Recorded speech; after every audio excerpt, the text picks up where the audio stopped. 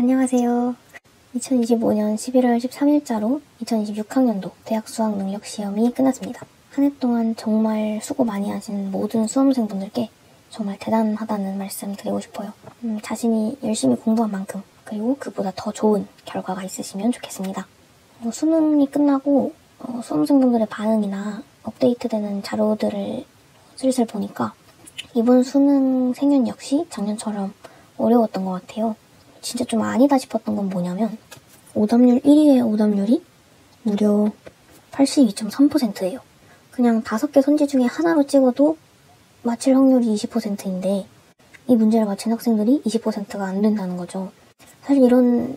사실 이런 극악난이도의 문제는 기존에 성적이 잘 나오던 학생들한테까지도 혼란을 주기 때문에 그다지 좋은 출제 방식은 아니라고 생각하긴 하는데 사탐론으로 인해서 과목 선택 인원이 많이 증가해가지고 그 인원들을 촘촘하게 변별하기 위해서는 그렇게 해야겠다라고 판단을 하신 걸지 모르겠습니다. 아무쪼록 이렇게 어려운 시험 끝까지 보시느라 다들 수고 많으셨습니다. 그래서 이제 1번부터 같이 풀어보도록 해요. 1번, 가나 윤리학의 핵심 과제로 가장 적절한 것은? 가는 학제적 연구 방법을 통해서 구체적 도덕 문제들에 대한 해법을 제공하는 데 주력해야 한다 라고 하는 실천 윤리학이고, 나는 경험과학적으로 탐구하는 데 주력하는 기술 윤리학입니다. 1번 선지부터 보시면 윤리학의 학문적 성립 가능성 여부를 검토하는 것은 메타 윤리학의 핵심 과제이고, 2번 현실의 윤리 문제에 대한 해결 방안을 제시하는 것, 이것이 바로 실천 윤리학의 핵심 과제로 가장 적절합니다. 3번 옳음, 그름과 같은 도덕 언어의 의미를 분석하는 것, 이것 또한 1번 선지와 같이 메타 윤리학의 핵심 과제이고요. 4번 올바른 삶을 위한 보편적 도덕 원리를 정립하는 것은 이론 윤리학의 핵심 과제입니다. 마지막으로 5번은 도덕 현상의 인과관계를 가치 중립적으로 설명하는 것, 이것은 기술 윤리학의 핵심 과제인데 실천 윤리학은 이러한 일을 핵심 과제로 삼고 있지 않기 때문에 적절하지 않습니다. 그래서 정답은 2번이었고요. 2번, 다음 토론의 핵심 쟁점으로 가장 적절한 것은? 일단 이 토론은 우대 정책에 대한 토론입니다. 갑은 우대 정책이 개인의 성취가 아닌 다른 요소가 지위 결정에 작용한다는 점에서 공정하지 않다라고 보는 약간 반대 입장이고, 을은 물론 사회적 지위는 원칙적으로 성취의 결과여야 한다. 그러니까 갑의 어떤 생각을 완전히 부정하는 것은 아니다. 그렇지만 우대 정책은 과거 차별을 받은 사회적 약자를 보상하고 유리한 기회를 제공하는 정당한 조치이다. 이렇게 주장하는 찬성 측의 입장으로 볼 수 있죠. 그래서 갑이 자신의 이 주장을 뒷받침할 수 있는 근거로 우대 정책이 또 다른 차별을 유발한다 라는 것을 제기했고, 거기에 대해서 을이 또 다른 차별은 최소화할 수 있다 라고 받아칩니다. 이 정도로 이해하고 바로 선지로 넘어가 보면 1번 우대 정책은 또 다른 차별을 유발할 수 있는가? 이 점은 갑과 을 모두가 동의하는 질문일 것이고요. 2번 우대 정책으로서 기회의 공정을 실현할 수 있는가?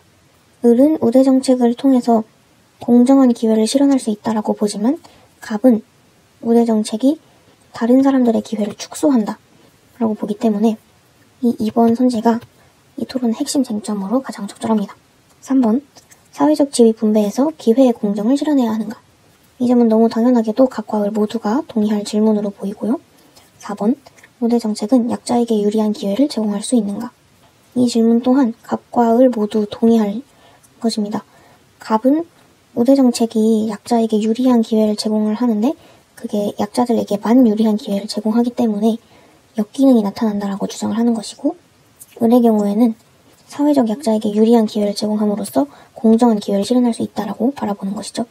마지막으로 5번, 업적주의는 사회적 지위 분배의 정당한 원칙일 수 있는가? 이 업적주의라는 것이 여기 토론 초반에 나오는 사회적 지위가 성취의 결과여야 한다라는 입장이거든요. 그런데 이 토론 안에서 갑과 을 모두 사회적 지위가 성취의 결과여야 한다는 점에는 모두 동의하기 때문에 이 5번도 토론의 핵심 쟁점이라고 볼 수 없습니다. 그래서 답은 2번이었습니다. 3번, 그림의 강연자가 지지할 입장으로 가장 적절한 것은? 이 문제는 예술 파트에서 출제된 문제인데요. 예술의 사명은 사람들을 결속하여 전 인류를 행복으로 이끄는 것이다. 그렇지만 오늘날 상류계급이 독점한 예술은 극대화된 쾌락과 타락한 감정을 전달하는 수단으로 전락했다. 예술은 교육 유무와 무관하게 마음에 작용하는 활동이며 훌륭한 예술은 누구에게나 이해되고 전달된다. 이 예술 분야에서 이렇게 주장했던 인물은 톨스토이입니다. 톨스토이는 신미주의와 도덕주의 중에서 도덕주의의 입장에 속하는 사람인데요. 근데 일단 이런 강연자라고 워딩이 되어 있는 문제의 경우에는 사상가가 누구인지를 알아채는 것보다는 이 제시된 제시문을 선지와 얼마나 잘 연결시킬 수 있느냐가 더 중요한 것 같아요. 그래서 1번 선지부터 같이 보도록 하겠습니다. 1번, 훌륭한 예술을 이해하기 위해서는 지성의 교육이 필수적이다. 이 위에서도 예술은 교육 유무와 무관하게 마음에 작용하는 활동이라고 했기 때문에 지성의 교육이 필수적이다라고 주장하지 않을 것입니다. 2번, 예술은 모든 인간의 행복을 위해 교감을 맺게 할 수 있어야 한다. 이 강연자는 지금 예술은 모든 사람의 것이어야 한다라고 주장을 하고 있죠. 또 전 인류를 행복으로 이끄는 것이 예술이다. 이렇게 이야기하고 있고요. 그래서 이 2번 선지가 이 강연자가 지지할 입장으로 가장 적절합니다. 다음 선지들도 보겠습니다. 3번, 훌륭한 예술은 감정을 의도적으로 전달하는 수단일 순 없다. 예술의 사명이 결속인데 그 결속은 의식적으로 타인에게 감정을 전함으로써 실현이 된다. 그렇다는 것은 훌륭한 예술은 감정을 의도적으로 전달하는 수단이 될 수 있다라는 내용입니다. 따라서 3번도 적절하지 않고 4번, 민중은 어떤 예술도 이해할 수 없으므로 예술에 감동하지 못한다. 훌륭한 예술은 누구에게나 이해되고 전달되기 때문에 민중은 어떤 예술도 이해할 수 없다라는 것은 이 강연자가 지지할 입장이 아닙니다. 5번, 상류계급의 전유물로 전락한 예술은 어떤 감정도 전달할 수 없다. 이 강연자는 어떤 감정도 전달할 수 없다라고 주장하는 것이 아니라 극대화된 쾌락과 타락한 감정을 전달한다라고 이야기하고 있습니다. 따라서 정답은 2번입니다. 4번, 갑을 사상가들의 입장으로 가장 적절한 것은 갑은 태어남과 늙음과 병듦과 죽음이 다 고통이다. 그리고 팔정도를 닦아야 한다. 라고 주장하는 불교이고 을은 삶과 죽음은 마치 낮과 밤이 주기적으로 순환하듯 끝없이 반복된다. 라고 이야기하는 도가입니다.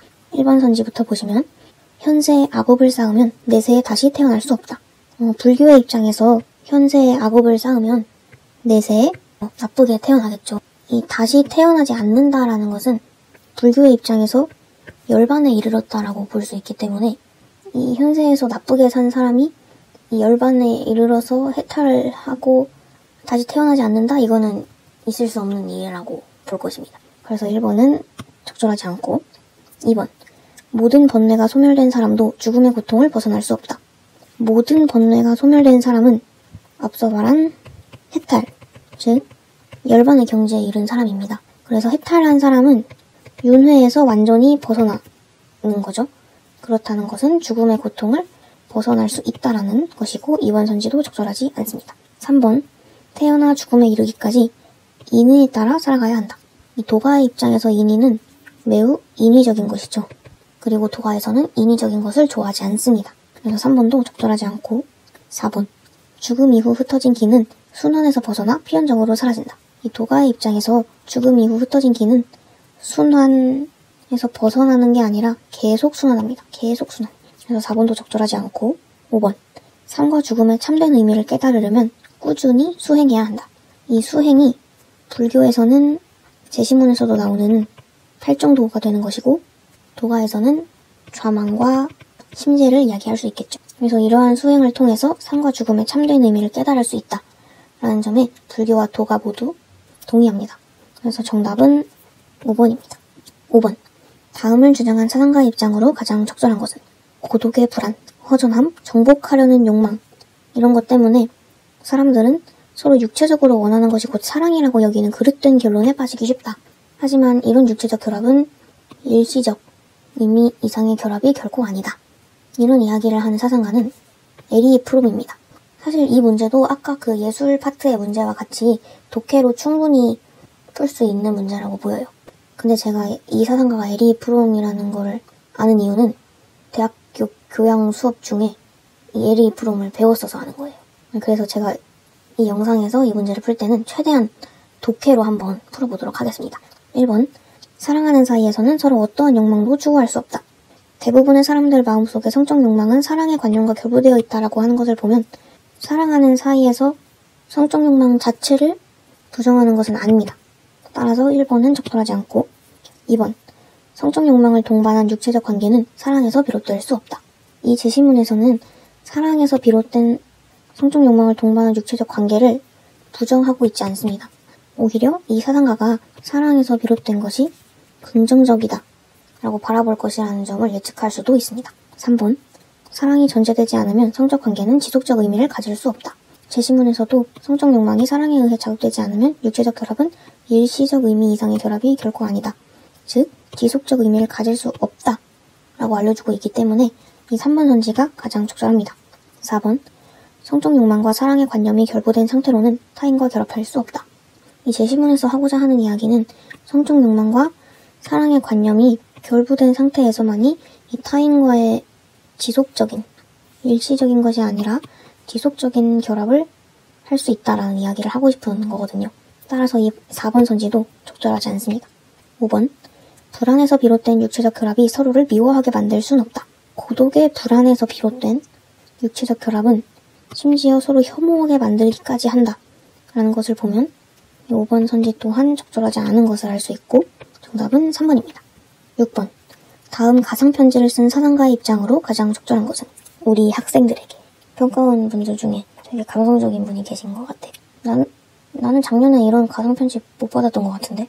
아무튼 사람은 그 행위가 자신에 대한 의무에 어긋나진 않을까 물을 수 있는 이성을 지닌 존재입니다.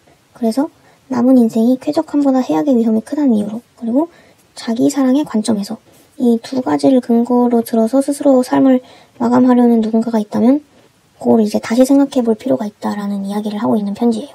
그래서 이 편지를 쓴 사상가가 누구인가 보면 일단 첫 번째 문장부터 누구인지 감은 오지만 결정적으로 견딜 만한 상태로만 자신을 보존하기 위한 한낱 수단으로 자신의 인격을 이용하는 것이라 할 수 있습니다.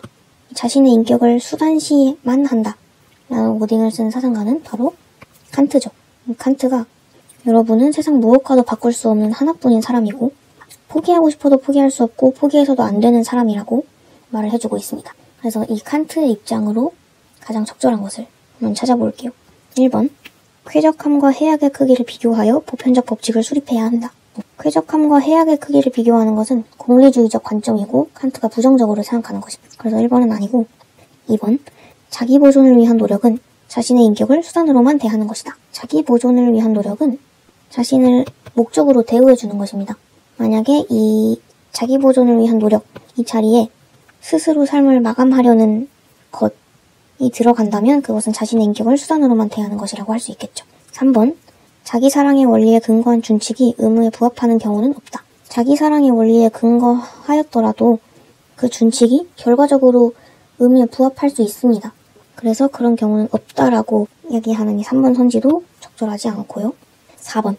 인간은 자신의 인격성을 포기해서는 안 되는 존엄한 존재이다. 그쵸, 인간은 자신의 인격성을 포기해서는 안 되는, 그리고 포기할 수 없는 존엄한 존재입니다. 그래서 4번이 제일 적절합니다. 5번. 인간은 자기 사랑을 목적으로 도덕 법칙을 수립하는 이성적 존재이다. 인간은 도덕 법칙을 수립하는 이성적 존재인 것은 맞는데 이때 자기 사랑이 도덕 법칙의 목적이 될 수 없습니다. 칸트는 오로지 의무가 그 목적이 되어야 한다고 보기 때문이에요. 그래서 정답은 4번입니다. 7번. 가의 갑을 사상가들의 입장에서 서로에게 제기할 수 있는 비판을 나 그림으로 표현할 때 A, B에 해당하는 내용으로 가장 적절한 것은? 일단 갑은 인간은 생명 공동체의 한 구성원일 뿐이다. 그래서 여태까지의 많은 역사적 사건은 그냥 인간과 대지의 상호작용이었다 라고 주장하는 레오폴드이고요. 을은 동물을 폭력적으로 그리고 잔악하게 다루는 것은 인간 자기 자신에 대한 의무와 대립된다. 이렇게 인간에 대한 의무로 환원시키는 이 사상가는 칸트입니다. 1번. 자연물의 활용은 도덕적 행위자의 생존에 필수적임을 간과한다. 자연물의 활용이 도덕적 행위자, 즉 인간의 생존에 필수적이다라는 것을 레오폴드와 칸트 모두 간과하지 않습니다. 2번. 자연의 아름다움을 훼손하는 것은 의무에 위배될 수 있음을 간과한다. 자연의 아름다움을 훼손하는 것은 칸트의 입장에서도 아름다움에 대한 간접적 의무가 인간에게 있기 때문에 이 선지에 대해서 칸트가 간과한다고 할 수 없고, 그래서 2번도 적절하지 않습니다. 3번. 동등한 가치를 지닌 존재자들 사이에도 의무가 존재할 수 있음을 간과한다. 칸트의 입장에서 생각해보면 동등한 가치를 지닌 존재자들 사이는 가장 쉽게 떠올려 볼 수 있는 것이 사람들끼리 입니다. 사람들끼리는 동등한 가치를 지녔는데 그 사이에서 의무가 존재할 수 있죠. 칸트 또한 그 점을 간과하고 있지 않습니다. 4번. 동물에 대한 학대 금지를 의무로 규정할 수 없음을 간과한다. 칸트는 동물에 대한 학대 금지를 의무로 규정할 수 있다고 봅니다. 그런데 그 의무가 인간 자신에 대한 의무, 그렇게 환원된 의무인 것이죠. 5번. 무생물에 관련한 의무는 모두 인간 자신에 대한 의무로 환원됨을 간과한다. 네, 이 점이 칸트가 레오폴드에게 제기할 수 있는 비판으로 가장 적절합니다. 왜냐하면 레오폴드에게 있어서 무생물에 관련한 의무는 직접적인 의무인데 칸트에게는 그것이 환원 논리에 따라서 간접적인 논리로 되는 것이기 때문에 5번이 가장 적절하고 정답이었습니다. 8번. 갑을 사상가들의 입장으로 가장 적절한 것은? 갑은 소명이라는 단어만 봐도 알 수 있듯이 이 사상가는 칼뱅입니다. 그리고 을은 군주가 예의를 숭상하고 사람들의 직분을 분명히 나누고 질서를 마련하며 재능과 기술을 따져서 능력 있는 이에게 관직을 주면 나라가 잘 다스려진다. 이렇게 이야기하는 순자입니다. 1번. 직업적 성공은 선행에 대한 공로를 신에게 인정받은 은총이다. 칼뱅에게 있어서 직업적 성공은 구원의 징표입니다. 그래서 신의 구원을 확신시켜줄 수 있는 그런 것인데, 근데 그렇다고 해서 이 직업적 성공이 선행에 대한 공로를 신에게 인정받은 은총이다라고는 할 수 없습니다. 그러니까 칼뱅은 직업적 성공을 공로에 대한 보상이라고는 보지 않았던 거죠. 그래서 1번은 적절하지 않습니다. 2번. 소명으로 주어진 직업 중 고귀하지 않은 직업은 있을 수 없다. 이 소명이라는 것이 이 모든 직업이 신의 부름에 의한 것이라는 건데, 따라서 이 신으로부터 주어진 직업 중에는 귀천이 있을 수 없다. 이렇게 봤습니다. 그래서 이 2번이 칼뱅의 입장으로 가장 적절합니다. 3번. 군자와 소인은 그 본성이 다르기에 직업에 차별이 있어야 한다. 순자는 직업에 차별이 있어야 한다라고는 보았죠. 그렇지만 군자와 소인이 본성이 다르다고는 하지 않았습니다. 본성이 다른 것이 아니라 능력이 다른 것이겠죠. 4번. 직업은 재능에 따라 정해지므로 공적을 따져 보상해서는 안 된다. 이 제시문에서도 재능을 따져서 능력 있는 이에게 관직을 준다. 즉 재능에 따라 직업이 정해진다. 라고는 나와 있는데 공적을 따져서 보상해서는 안 된다라는 점은 적절하지 않습니다. 이 공적이라는 것이 내가 노력과 수고를 들여서 이루어낸 일의 결과를 의미하는 단어인데 이 순자는 그런 공적을 따져서 보상해서는 안 된다고 주장하지 않았습니다. 오히려 당연히 따져야 되지 않을까요? 5번. 각자의 직업은 천직이기에 개인의 의지로 바꿀 수 없다. 우선 칼뱅의 입장에서는 각자의 직업이 소명, 즉 천직이 맞죠. 그런데 순자의 입장에서는 직업이 신으로부터 부여받은 것이 아니라 인위적인 통치에 의해서 결정되는 것이에요. 제시문에서도 재능과 기술을 따져 능력 있는 이에게 관직을 준다라고 나와 있기 때문에 직업을 결정할 때 어떤 신의 부름이나 소명으로 그 직업을 결정하는 것이 아니라 자신의 능력에 따라서 그 직업이 분배되어야 한다라고 보았던 거죠. 그래서 이 5번도 적절하지 않습니다. 정답은 2번이었고요. 9번. 다음을 주장한 사상가의 입장으로 가장 적절한 것은? 우선 이 문제가 오답률 2위입니다. 71.6%의 학생들이 틀렸고요. 또 3점짜리이기도 하고 상당히 혼란스러운 문제가 아니었을까 싶은데 제시문을 보시면 시민 불복종은 거의 정의로운 사회에 자유롭고 평등한 사람들 사이에서 사회협동체의 원칙이 존중되고 있지 않음을 선언하는 행위이다. 이렇게 주장한 사상가는 롤스입니다. 그래서 1번 선지부터 보시면 시민 불복종이 빈번한 국가의 체제가 부정의할 순 없다. 이 선지만 보고 딱 1초 만에 생각을 한다고 치면 시민 불복종이 빈번하게 일어나는 국가의 체제가 되게 부정의할 것 같아요. 근데 그렇게 생각하고 다음 선지로 훅 넘어가 버리면 평가원의 계략에 걸려든 겁니다. 일단 롤스가 이야기하는 시민 불복종은 거의 정의로운 사회라는 것이 전제된 상태입니다. 거의 정의로운 사회에서 시민 불복종이 일어나는 것이죠.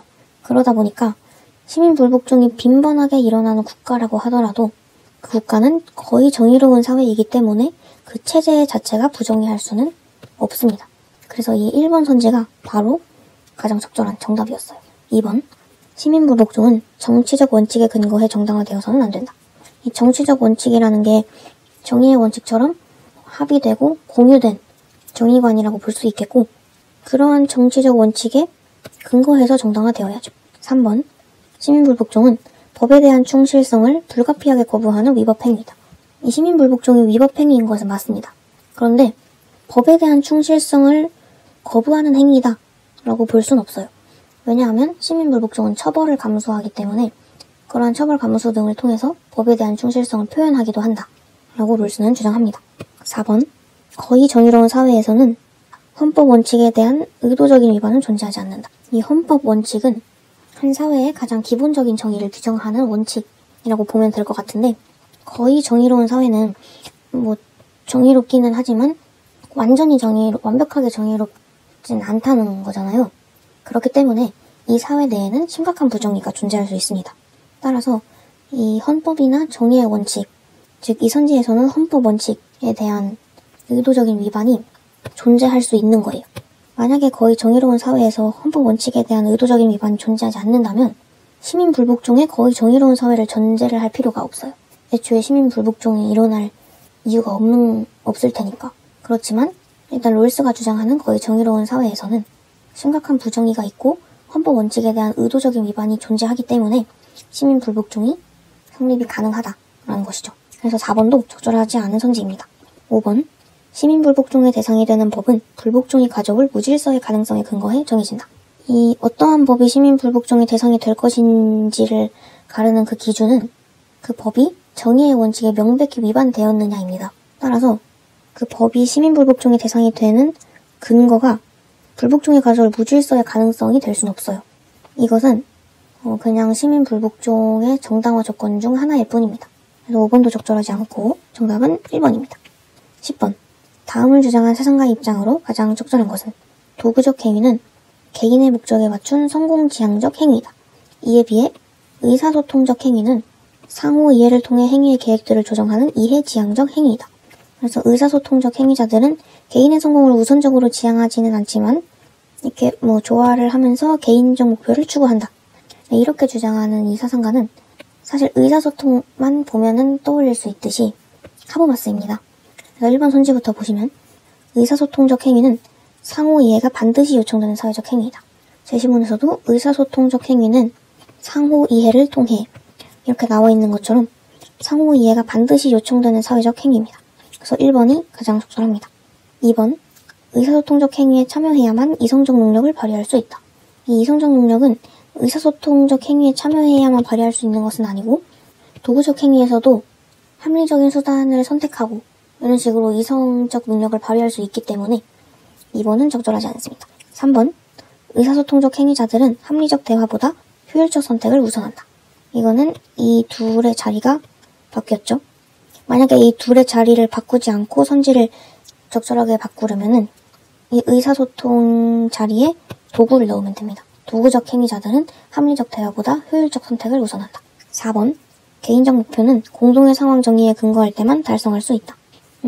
공동의 상황 정의에 근거할 때 개인적 목표를 달성할 수 있습니다. 왜냐하면 의사소통적 행위자들이 각자 행위 계획을 공동의 상황 정의를 토대로 조화시키면서 그 조건에서 개인적 목표를 추구한다고 나와 있기 때문에 공동의 상황 정의에 근거할 때 개인적 목표를 달성을 할 수 있는데, 근데 이때 개인적 목표를 공동의 상황 정의에 근거할 때만 달성할 수 있느냐 따져보면 그건 아니라는 겁니다. 개인적 목표는 도구적 행위에서도 달성할 수 있겠죠. 5번, 도구적 행위는 이해타산을 벗어남으로써 목표에 도달할 수 있다. 도구적 행위는 이해타산을 기반으로 한 개인적 목적에 맞춘 성공 계산입니다. 따라서 5번도 적절하지 않고 정답은 1번입니다. 11번, 갑을 사상가들의 입장으로 적절한 것만을 보기에서 있는 대로 고른 것은 갑은 살인을 저지르면 그는 죽어야만 한다. 이렇게 응보를 강조하는 칸트입니다. 아까는 막 이렇게 존엄한 생명이다 이렇게 따뜻한 얘기하다가 여기서는 무서운 얘기를 하고 있네요. 그리고 을은 형벌은 지속적 효과를 지닐 때 범죄를 더 잘 예방할 수 있다. 그래서 형벌은 일반인의 범죄 억제에 충분한 강도만 가져야 하고 사형은 한순간 강렬한 인상만 줄 뿐이다. 이렇게 주장하는 사상가는 베카리아입니다. 기억부터 보시면 응보 원리에 위배된 형벌이 법적 정의를 실현하는 경우가 있다. 칸트는 오직 응보, 즉 동등성의 원리에 의해서만 법적 정의가 실현된다고 봅니다. 그래서 응보 원리에 위배된 형벌이 법적 정의를 실현하는 경우는 없습니다. 칸트 입장에서. 니은, 타인에 대한 범죄는 자기 자신에게 가하는 범죄로 간주된다. 칸트의 원전 중에 이런 비슷한 워딩이 있기도 한데, 이 선지는 범죄자가 타인에게 불법 행위를 가하는 것이 그 행위가 자기 스스로에게 응보를 요구하는 것이다. 이런 느낌으로 저는 받아들였거든요. 그래서 이제 유치하게 말해보자면은 어렸을 때 그런 이야기 많이 했었잖아요. 만약에 누가 나를 바보라고 놀렸어. 그러면 나는 속으로 분해하면서 바보라고 말한 사람이 바보다 라고 생각을 했었죠. 이건 진짜 유치한 이야기긴 하네요. 아무튼 이 타인에 대한 범죄는 자기 자신에게 가하는 범죄로 간주된다라는 건 칸트의 입장에서 적절합니다. 디귿, 사형은 범죄자뿐만 아니라 시민들에게도 해악을 유발한다. 이 베카리아의 입장에서 사형은 시민들에게 잔혹함의 본보기가 됩니다. 그래서 베카리아는 형벌이 그 강도를 가질 필요는 있지만 잔혹성을 띄어야 한다라고는 보지 않았기 때문에 오히려 그 잔혹성이 사회에 나쁜 영향을, 즉 해악을 유발한다고 보았기 때문에 이 디귿은 베카리아의 입장으로 적절합니다. 리을, 형벌은 범죄자의 선을 목적으로 집행되어서는 안 된다. 이 형벌의 목적이 칸트는 응보, 그 외의 목적은 없습니다. 교화나 선 이런 그 외의 목적은 부정을 하고요. 베카리아의 경우에는 형벌이 예방의 수단입니다. 그렇기 때문에 이 형벌의 목적을 범죄자 개인의 선으로 삼지 않습니다. 따라서 형벌은 범죄자의 선을 목적으로 집행되어서는 안 된다라는 선지에는 칸트와 베카리아 모두가 동의할 것입니다. 따라서 정답은 니은 디귿 리을의 5번입니다. 12번. 다음을 주장한 사상가 입장으로 적절한 것만을 보기에서 고른 것은? 기술시대 윤리학은 인과적 범위가 미래까지 확장되는 행위와 관련된다. 그리고 미래에 대한 예견적 지식이 우리 행위에 권력을 제공하는 기술적 지식보다 뒤처질 수밖에 없다. 이렇게 주장한 사상가는 바로 요나스입니다. 기억부터 보시면 책임의 범위는 기술이 내포한 잠재적 위험까지 포함할 수 있습니다. 그래서 요나스가 주장한 책임의 범위는 기술의 장기적 결과, 당연한 거죠. 기술의 결과와 함께 기술이 내포한 잠재적 위험까지 포함되어 있는 개념입니다. 니은, 결과의 불확실성은 책임의 불가피성을 거부하는 명분이 될 수 없다. 이 결과의 불확실성이라는 것이 현재 기술에는 존재합니다. 그런데 이렇게 불완전한 예견적 지식에도 불구하고 그 행위의 엄청난 규모와 회복 불가능성으로 인해서 이 결과의 불확실성이 책임을 거부하는 명분이 될 수 없고 오히려 이로 인해서 책임이 더 절실해진다. 이러한 주장을 하고 있어요. 따라서 이 니은 선지는 적절합니다. 디귿, 책임질 능력은 행위 결과에 대한 완전한 지식을 동반해야만 생긴다. 행위 결과에 대한 완전한 지식이 없더라도 책임은 발생합니다. 리을, 예견적 지식과 기술적 지식의 격차에서 새로운 윤리의 필요성이 제기된다. 아까 제시문에서도 나왔듯이 예견적 지식이 기술적 지식보다 뒤처집니다. 따라서 그 격차에서 윤리적 의미가 발생을 하고 책임 윤리가 필요해지는 것이다 라고 주장을 하는 것이죠. 따라서 정답은 니은 리을의 4번입니다. 13번. 다음은 가불 사상가들의 가상대화이다. 가불의 입장으로 적절한 것만을 보기에서 고른 것은? 이 문제가 무려 오답률 82.3%를 자랑하는 오답률 1위 문제입니다. 이렇게 어려운 문제가 출제되다니. 근데 딱 생긴 것만 봐서는 어렵게 안 생겼죠. 그림도 있고 말풍선도 있고 이러니까. 일단은 이 갑은 인간은 자신의 모든 권리를 공동체에 완전히 양도한다.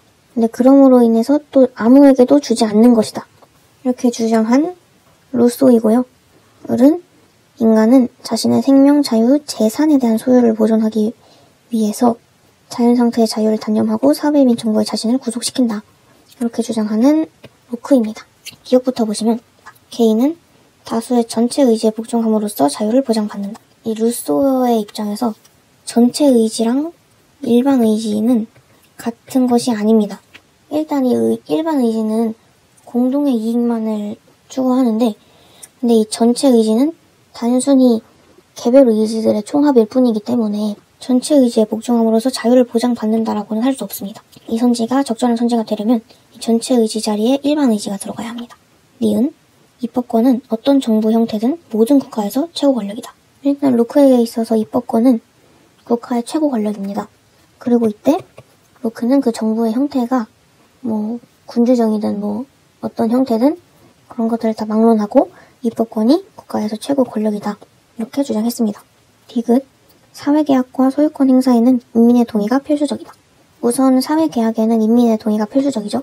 그런데 이 소유권은 로크의 입장에서 자연 상태에서부터 그 자연법에 의해서 주어져 있습니다. 그래서 소유권 행사 자체에는 인민의 동의가 필수적인 것은 아닌데, 이제 이 말풍선에도 나와 있듯이 소유를 보존하고 뺏기지 않고 그러려면은 사회계약을 해서 인민의 동의가 필요하다. 이렇게 봤던 거죠.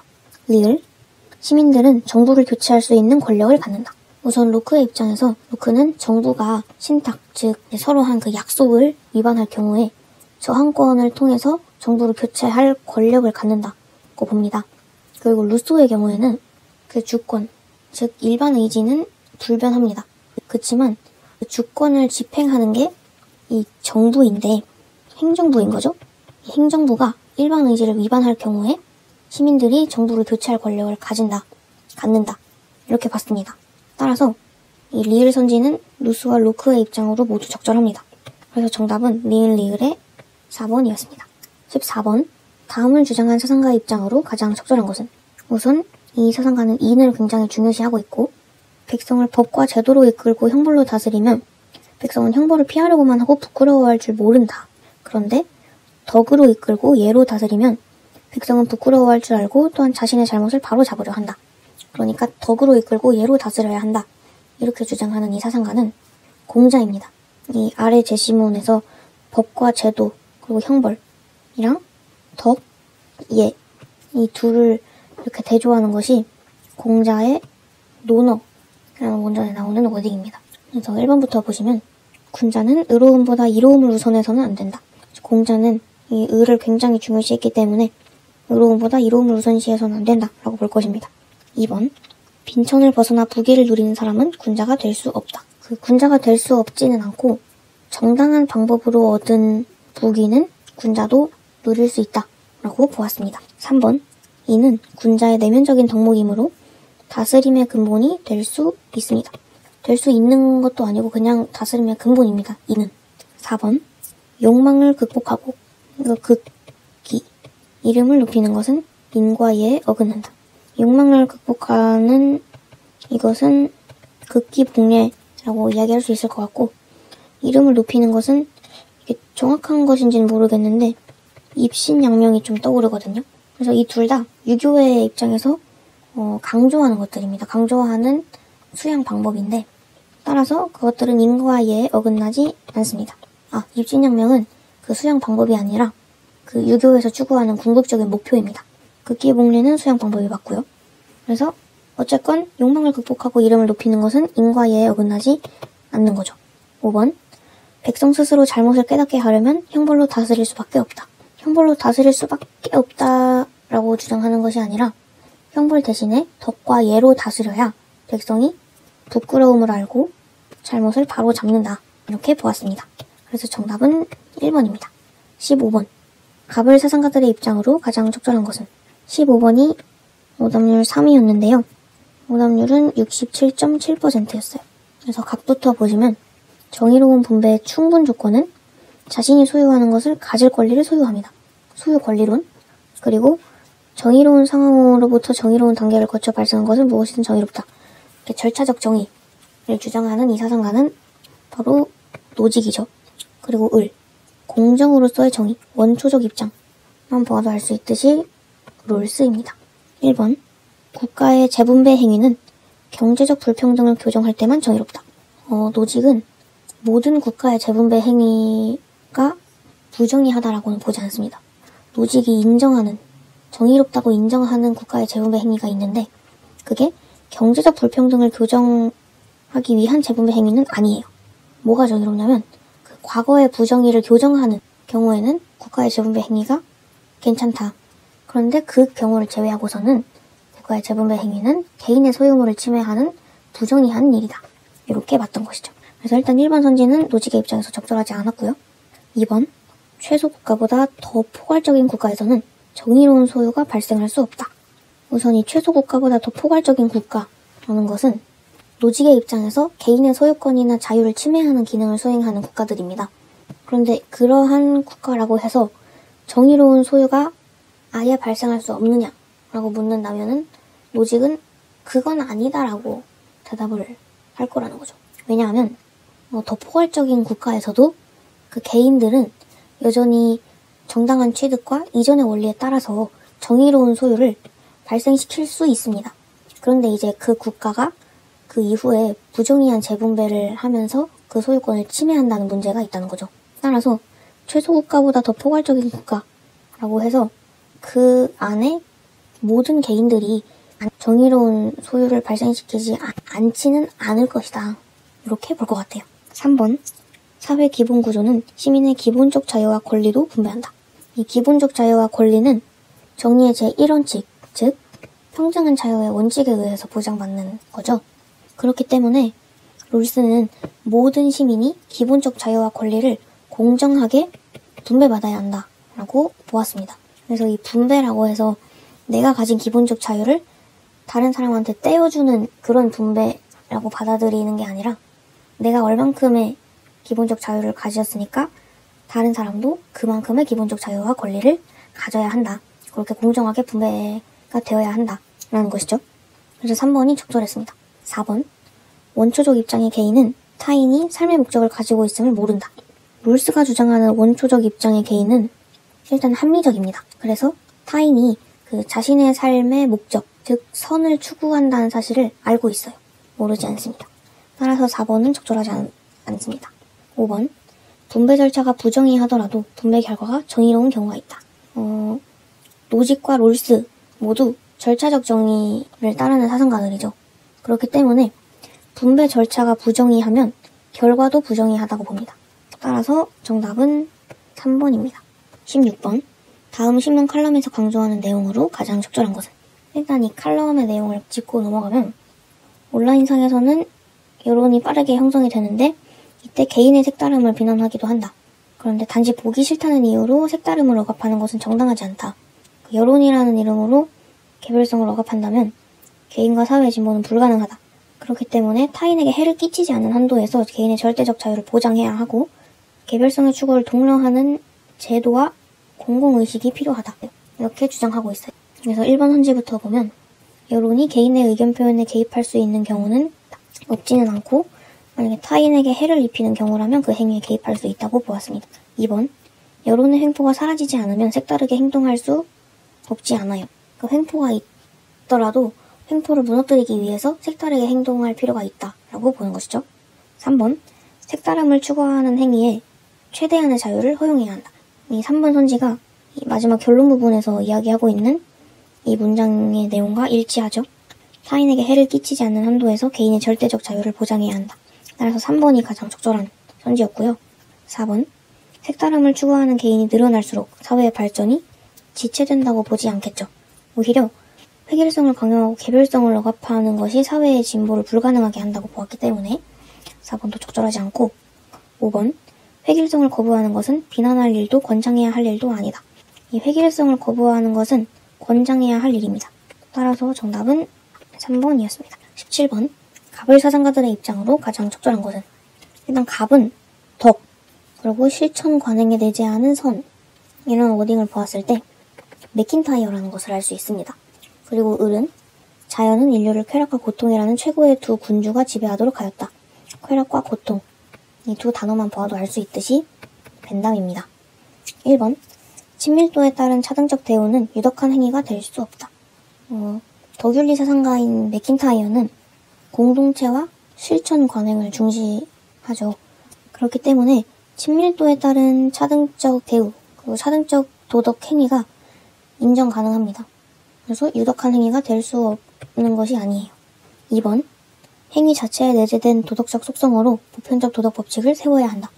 이건 의무론에서 주장하는 내용입니다. 오히려 맥킨타이어는 행위 자체가 아니라 행위자의 덕성을 중시했어요. 3번. 국가의 입법 원리와 개인의 도덕 원리는 궁극적으로 같을 수 없다. 벤담의 입장에서 국가의 입법 원리랑 개인의 도덕 원리는 궁극적으로 공리의 원칙으로 동일합니다. 4번. 쾌락과 고통으로서 행위 결과를 평가할 수 있지만 행위 동기를 설명할 수는 없다. 일단 쾌락과 고통으로 행위 결과를 평가를 할 수 있어요. 그리고 벤담은 행위 동기 또한 설명할 수 있다고 봅니다. 왜냐하면 인간은 쾌락을 추구하고 고통을 피하려 하는 그런 행위 동기가 있다는 거예요. 그래서 쾌락과 고통으로서 행위 동기를 설명할 수 있습니다. 5번. 도덕행위의 실천적 고려 범위에서 공동체를 배제해서는 안 된다. 우선 맥킨타이어는 공동체를 중시합니다. 덕윤리 사상가이기도 하고 그 공동체가 덕을 실현하기도 하기 때문이에요. 그리고 벤담은 공리주의자로서 최대 다수의 최대 행복을 외치잖아요. 근데 그 최대 다수의 최대 행복을 달리 말하면 공동체 전체의 행복이라고 말할 수 있습니다. 즉, 공동체 전체의 행복을 도덕적 기준으로 삼기 때문에 맥킨타이어와 벤담 모두 도덕행위의 실천적 고려 범위에서 공동체를 배제해서는 안 된다고 봅니다. 따라서 정답은 5번입니다. 18번. 다음을 주장한 사상가의 입장으로 가장 적절한 것은? 이성적으로만 보면 국가들이 전쟁을 중지하는 방식은 오직 단일 국가를 형성하는 것뿐이다. 그렇지만 국가들이 결코 이것을 의욕하지 않을 것이다. 따라서 그 단일 국가 대신에 연맹이라는 소극적 대응문을 택함으로써 전쟁에 대한 성향이나 법의 통제를 꺼리는 성향을 중지할 수 있을 것이다. 이렇게 주장한 사상가는 바로 칸트입니다. 1번. 영구평화의 실현 이후 세계공화국을 수립할 수 있다.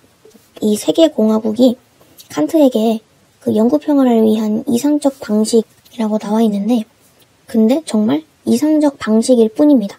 현실적인 대안은 아니에요. 그 현실적인 대안은 이 평화연맹이 되는 거죠. 따라서 영구평화의 실현 이후 세계공화국을 수립할 수 있다라고는 칸트는 보지 않습니다. 2번. 영구평화가 모든 전쟁의 영구적 종식을 요청하진 않는다. 영구평화의 궁극적 목표가 바로 모든 전쟁의 영구적 종식이기 때문에 요청합니다. 3번. 대내 권력이 전제적일수록 전쟁을 일으킬 가능성은 증가한다. 예를 들어서 대내 권력이 공화 정체일 때는 평화를 선호합니다. 그런데 대내 권력이 전제 정체일 때에는 지도자가 마음대로 전쟁을 선포할 수 있기 때문에 그 전쟁의 가능성이 높아진다는 거예요. 따라서 칸트는 대내 권력이 전제적일수록 전쟁을 일으킬 가능성이 증가한다고 보았습니다. 4번. 방문한 외국인이 내국인과 동일하게 행사할 수 있는 권리는 없지 않죠. 바로 세계 시민법을 통해서 모든 외국인은 그 환대의 권리가 있습니다. 5번. 연맹에 가입한 주권 국가들을 공통으로 규제하는 법은 불가능하다. 불가능하지 않고 이 평화연맹이 주권 국가들을 만민법에 의해 공통으로 규제하는 것을 목표로 하는 것이기 때문에 이 5번 또한 적절하지 않습니다. 그래서 정답은 3번이었습니다. 19번.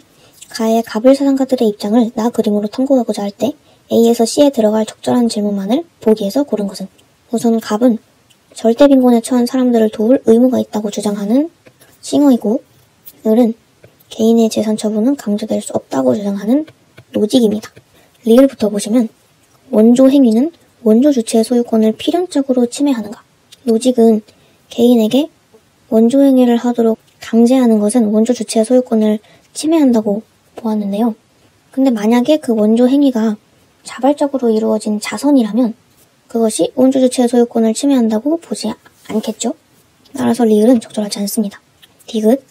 원조 대상이 받는 혜택이 원조 주체가 부담하는 비용을 초과해야 하는가? 싱어는 공리주의자이고 따라서 효율성을 굉장히 중요시했기 때문에 이 질문에 예라고 대답할 것입니다. 니은.